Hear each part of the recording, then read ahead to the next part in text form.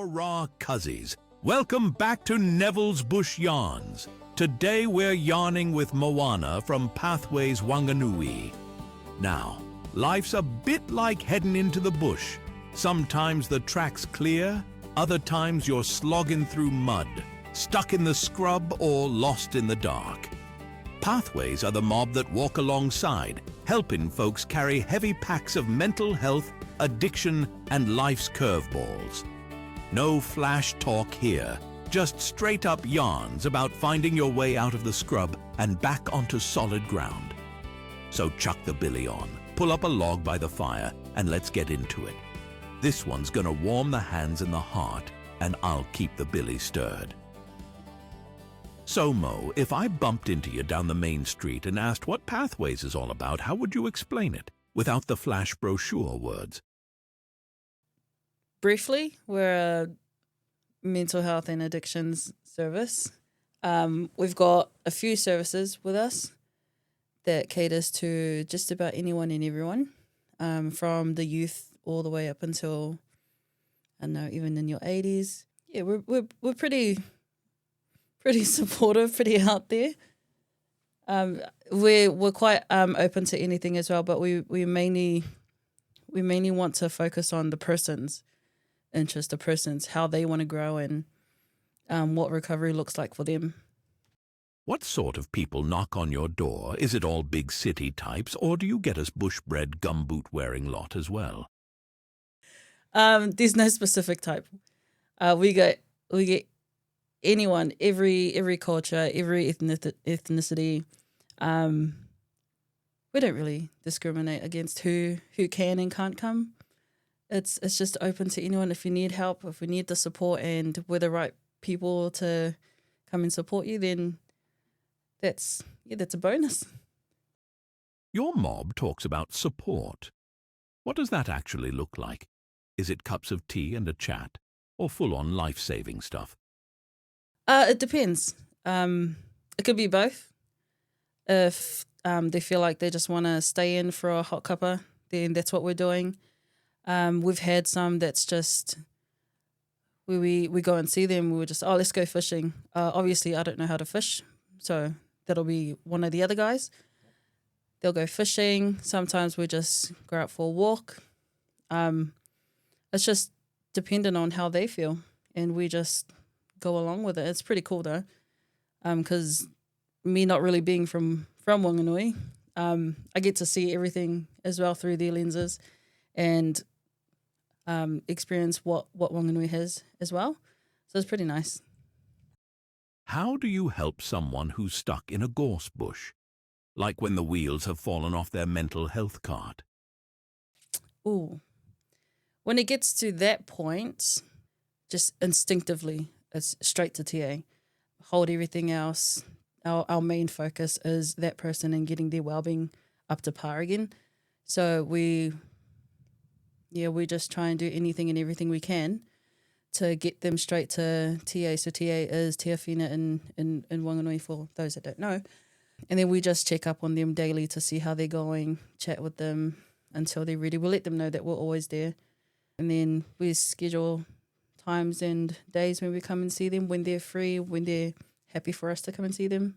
Make sure that they're okay to go home. Do you get far no involved? I reckon sometimes the whole fence needs new wires, not just replacing one fence post. 100%. Especially when we get the tangata whaiора's consent that we can contact family. So if they're happy for us to contact family, then we definitely do that.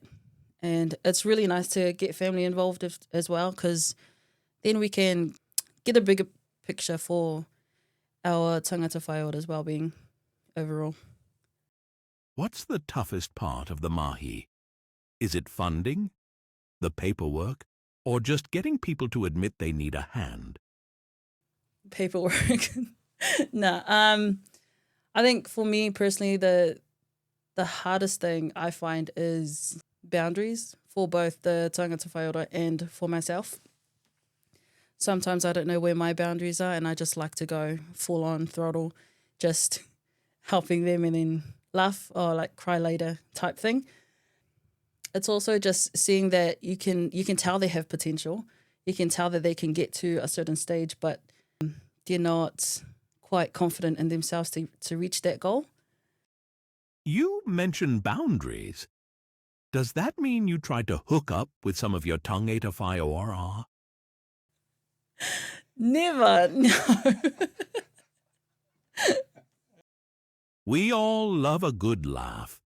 Do you fellas use humor to help people through the heavy stuff? Yeah, I do. I try to loosen the load a bit. I try to, I don't know, not make it solely focused on the issues at hand. Just have a little laugh out there. Be, I don't know, just not too serious. Sometimes it helps with the person and they get laughing, but at the same time, it also depends on the vibe that you get. I think you can just feel that they're not in the mood to have like have a joke or two or have a laugh or something. Sometimes you just got to stay silent. But for me personally, I like to have a laugh with everything. Have you ever had a moment where you thought, yep, this is why we do it? Oh, yeah. Yes, definitely. Just recently as well, helping somebody, even if it's like the smallest thing, it felt like a win for me. Saving one person a couple $100 just for somebody to come and check one of their washing machine lids, and it helped that person like a lot. So for me, that felt good. It felt like, cool, I'm doing something, I'm helping somebody, and it feels good. What's one myth about mental health you wish people would chuck in the bin for good? Oh, there's quite a few, but the one that comes to the top of my mind is when people see those that are struggling with mental health issues, even if it's not as visible, but immediately you hear, oh, stay in school, kids, or that's why you got to listen to your parents, because then you end up like them sort of thing. So that's not fair to say, especially when you don't know the journey they've been through or anything at all about them, not even their name.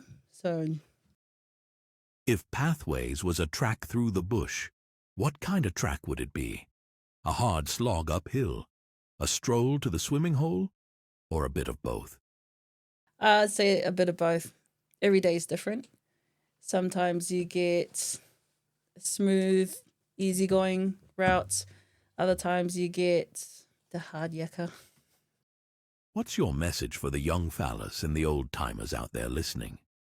For the young fellas, I'd say listen to understand, not really listen to have something to say in response. Always being kind. That goes a long way. And for our elderly out there, you got a lot of wisdom to share, so that can always build some kind of pathway for us to step into, and it's always nice to see. Well, I'd have thought it would be to the young chappies out there. Here's my phone number. Give me a call sometime, and for the old fellas, yeah, dreams are free pops. Oops.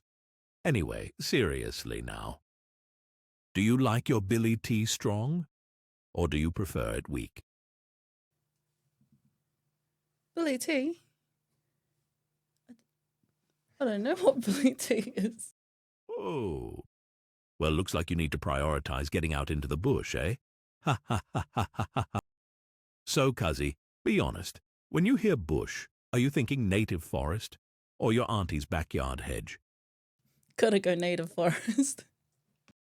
First time you ever went bush, did you take a compass, or did you just trust the road signs at Pack and Save car park? Don't own a compass, so... If I gave you a billy can, would you use it to brew up a cuppa, or try frying tar roe in it? A brew a cuppa. I think that's a given. How do you reckon you'd go pitching a tent nice and snug, or looking like a collapsed bouncy castle? Actually, I think it'll be nice and snug. I've had a couple experiences in that. Every bush trip's got sandflies. Do you reckon you'd handle them, or would you be doing the Samoan slap dance all night? Are we doing the Samoan slap dance, the whataupati? You fellas know how to throw a mean feast, but out here, it's boil up and burnt sausages. Think you'd want to swap Kai? I'm always up for boil up, so yeah, yep. If I said bush tucker, what's the first thing that comes to mind? Berries, wild pork, or KFC? Berries. I don't know what bush tucker is. Berries? Is it? What? Oh. Do you stir billy tea clockwise, counterclockwise, or does someone stir it for you? Anything to stir is always clockwise. Yay. Well, cuzzies, there you have it. Straight from the good folk at Pathways. They're proof that no matter how tough the going gets, there's always someone willing to walk it with you. Big thanks to Moana for joining us today, and remember, look after your mates, check in on your whānau, and never underestimate the power of a yarn. Till next time, keep your gum boots dry and your billy boiling.